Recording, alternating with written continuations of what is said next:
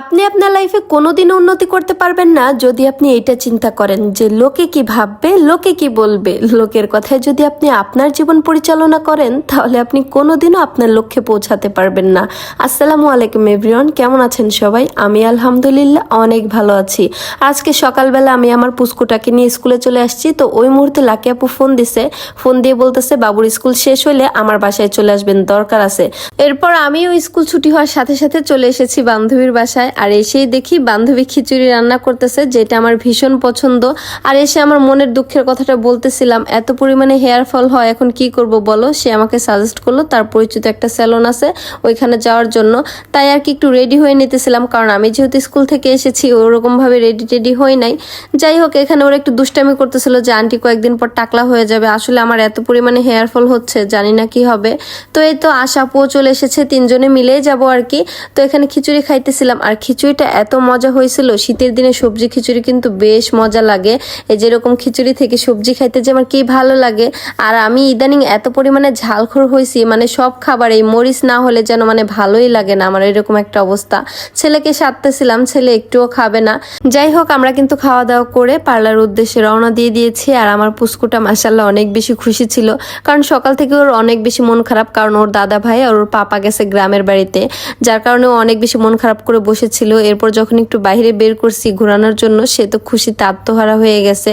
তো এদিকে আমরা পার্লারটা দেখতেছিলাম, এত বেশি সুন্দর সাজানো গোছানো পরিপাটি, আমার তো ভীষণ ভালো লাগতেছিল। তো এরপর আপুর সাথে আমার কথা হলো, আপুকে আমি বললাম যে আপু আমার হেয়ারগুলো দেখেন কি অবস্থা, হেয়ার ফলের জন্য আমি কি করতে পারি। তো আপু হেয়ারের জন্য আমাকে যেটা সাজেস্ট করলো আমি ওইটাই নিতেছি। জানি না কেমন হবে, কতটা কাজ হবে, কারণ আমার চুলের অবস্থা তো দেখতেই পাচ্ছেন একদমই রুক্ষ হয়ে গেছে, যার কারণে চুলগুলো ভেঙে ভেঙে পড়তেছিল। আর অলরেডি আপুরা আমার চুল নিয়ে যুদ্ধ শুরু করে দিয়েছে, আর এনারা বলছে যে 5-6 ঘন্টা লাগবে, যার কারণে লাকি আপু, আশা আপু আর আমার পুস্কু সবাইকে আমি বাসায় পাঠাই দিছি। এখানে তো কাউকে অ্যালাউ করবে না, শুধু শুধু বসে থেকে তো লাভ নাই। আর আপুরাও বলতেছিল হ্যাঁ যাইতেই হবে, তাদের নাকি কি দরকার আছে। আমি কিন্তু সত্যি এখনো পর্যন্ত জানি না যে তারা আমাকে এভাবে সারপ্রাইজ দিবে। আচ্ছা বাদ দেন, সারপ্রাইজের ব্যাপারটা সারপ্রাইজই থাক, আপনারা ভিডিওটা দেখতে থাকেন তাহলে জানতে পারবেন। আর এদিকে দেখেন 5-6 জন আপু মিলে আমার চুলের সাথে যে কি অত্যাচারটা করতেছে ভাই, আমার তো রাগই হইতেছিল, কিন্তু সমস্ত রাগ গলে গেছে যখন আমি আমার চুলের এই লুকটা দেখি। ভাই বিশ্বাস করেন আমি প্রেমে পড়ে গেছি আমার চুলের, নতুন করে এত বেশি সুন্দর হয়েছে। কিন্তু চুলটা কিন্তু এখনো কাটা হয় নাই, যখন কাটা হবে তখন আরো বেশি ভালো লাগবে।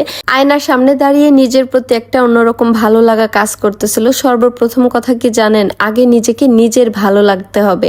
আপনাকে যদি আপনার নিজেরই ভালো না লাগে তাহলে অন্য কারোর কিভাবে ভালো লাগবে।